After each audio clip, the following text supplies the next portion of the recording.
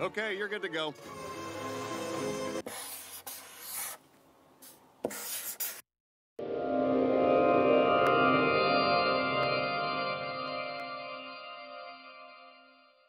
And welcome back to Curve Thought. Today, we are going to be talking about vaccine apartheid. This is a term that I'm sure a lot of you have heard over the last while. It's been bandied about in many circles.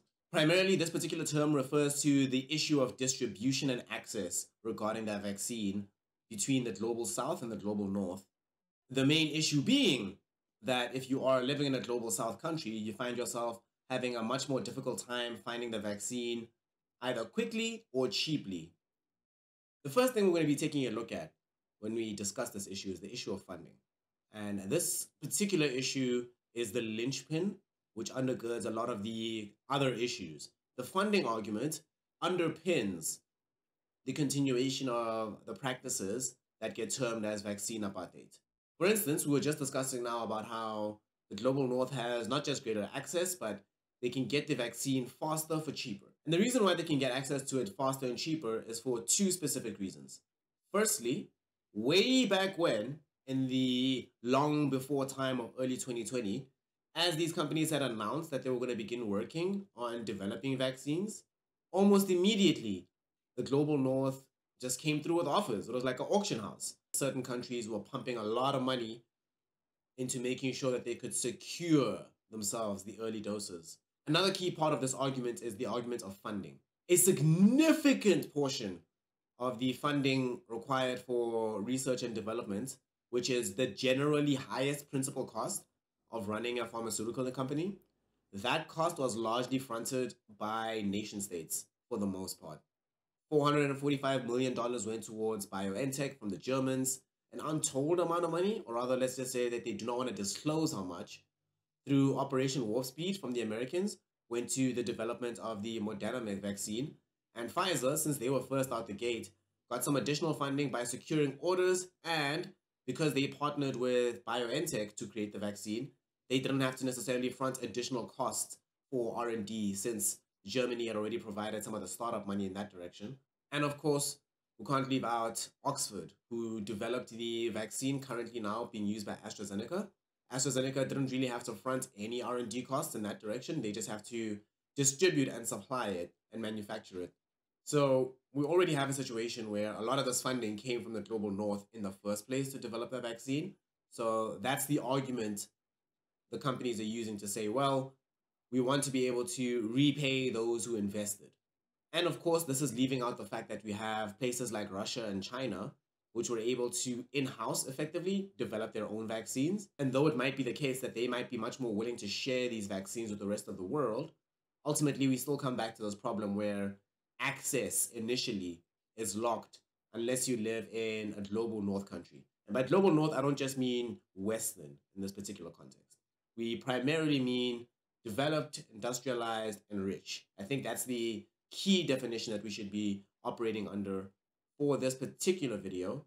Unfortunately, as you can already see and tell, this is exactly how major inequalities get reproduced.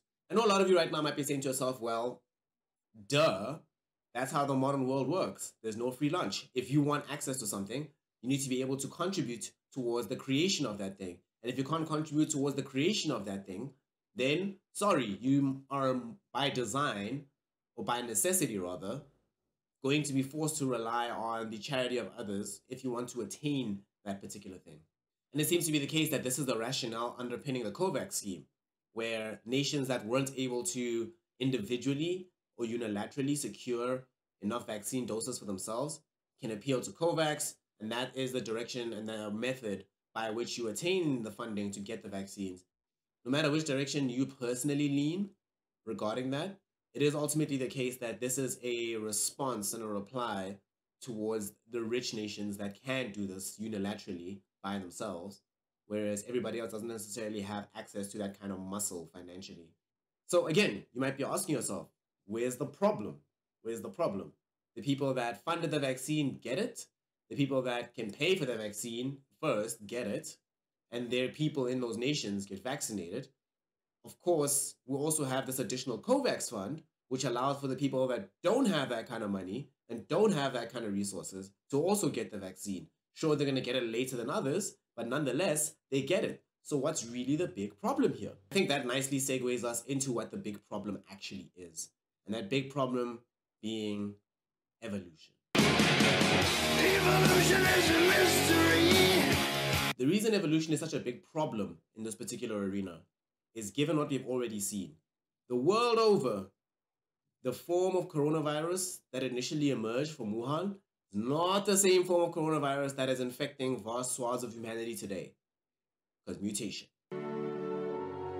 Mutation. I think we should already start worrying about the fact that in many nations across the world right now, the dominant strain of coronavirus is no longer the dominant strain that existed when those nations began experiencing their outbreaks. And who's to say that the situation doesn't get worse and exacerbated as time goes on? We just do not know enough at present moment about the nature of the coronavirus to be exactly certain as to how it will evolve in different climates, under different conditions, with different people, etc. Of course, that research is being done right now. However, in the intervening time, every day, literally every day, that people go unvaccinated and still carrying the virus, which is, I mean, I'm looking around, I haven't seen any country on earth that has managed to conclusively say we've fully eliminated the virus. There is no human being within our borders right now that is carrying the coronavirus. Until that happens, and until you can be certain that not only is nobody carrying the virus, but everybody in your country is vaccinated against it, then there's always the potential for a new person to carry it in such a way that it mutates. In the context of public health, knowledge is actually half the battle. If you know what you're dealing with, it's much easier for you to be able to craft and create a specific targeted solution for the problem that you're experiencing. However, when you're operating in the dark, then it becomes a lot more difficult for you to do so. For instance, I'll bring up again the 501Y.V2 variant of the virus. The South African government and South African scientists were certain that what we needed to deal with this issue were vaccines. However, because that particular variant wasn't as well understood as prior ones, by the time the initial doses of vaccines arrived here from AstraZeneca, we then discover that they're not as effective. We then discover that the knowledge we have about the current crisis is outdated and that we have to update, we have to figure out different solutions. And that is not a cheap discovery. It costs time, it costs money. And in the context of a pandemic, both of those things cost lives. So what's the purpose in us talking about this? Talking about why, at least from the perspective of the global north and the vaccine companies, why there's a difference in access to the vaccine between the global north and global south.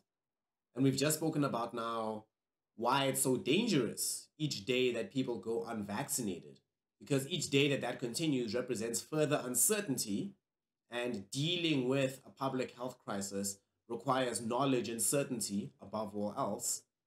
But I want to discuss as well now why the situation, if it continues, is dangerous, not just for the nations in the global south that are unvaccinated or are struggling to get the necessary access to the vaccine.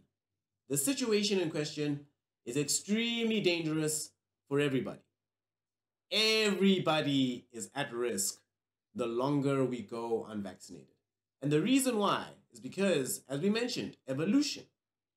Evolution is the reason why you have to get a flu shot every year. Even if you are currently vaccinated, there is simply no telling whether or not that vaccine will retain its efficacy along several chains of mutation of the coronavirus. Even if you have access to a vaccine, we do not know, we simply do not, whether or not that vaccine will protect you from reinfection from newer strains.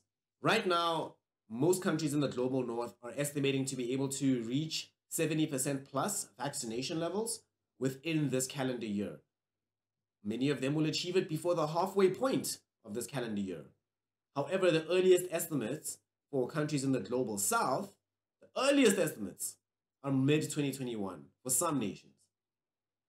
For others, it's late 2023 before they have the full suite of vaccines available for all of them. And unfortunately, like I mentioned, because of the fact that this virus has the potential to evolve, we've already seen that potential. That endangers everybody because we just simply do not know whether or not the vaccine will continue to be safe along that line. And I'm not the only one who realizes this, which is what this is really about. For me, vaccine apartheid is not about necessarily just the distribution of the vaccines between the global north and the global south. Of course, that situation is not good, and it's not equitable, and it's not sustainable, crucially.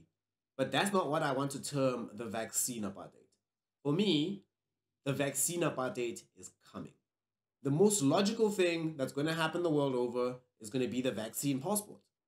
And when that vaccine passport becomes a thing, it's not going to be much longer, even though you live in a nation where most people might not have access to the vaccine, but you do. It's not going to be too much longer before you also are not allowed to travel to countries that have wider vaccination. They'll say, okay, we have this person that's received whatever vaccine. However, they live in a nation that is largely not vaccinated. Despite the fact that they have this vaccine passport, despite the fact that they can demonstrate that, yes, I have taken the appropriate safety measures and I can be let into the country, despite all of that, they can come and say, well, you come from a place with so many people unvaccinated that we cannot be certain that the form of coronavirus that you've been interacting with or that's come around you in a certain period of time, or that you've been in the vicinity of, is a version which is completely guaranteed covered by this vaccine. Everything that's in place right now to try and enable people to travel in between areas across the world will still be there. We'll still have mandatory quarantine periods, especially from coming from a high-risk area. But if you're a public health official, are you going to roll that dice? Are you really going to say, well, that place, hey, yo, we're not really sure what they're rolling with, but you know what? It's fine. Let's bring these people in. It's cool. We'll allow people to come to the country with us as long as they have a vaccine passport or a certificate telling us that they've been vaccinated. Or how many days, how many logical steps is it forward from that into just simply saying, until this country has X% of vaccination, nobody from that country can enter our nation. And because of the fact that the virus is going to mutate, already is. Because of that, we also have a situation where we might not have any vaccines for the new form of the virus that then emerges. The more and more this evolves, the more and more we go unvaccinated, the more and more uncertainty we introduce into the system. And we know more and more just how the global north treats the global south when they are uncertain as to whether or not we're safe. So we need this vaccine. Everybody needs it, because if we don't get it, the vaccine apartheid is still to come.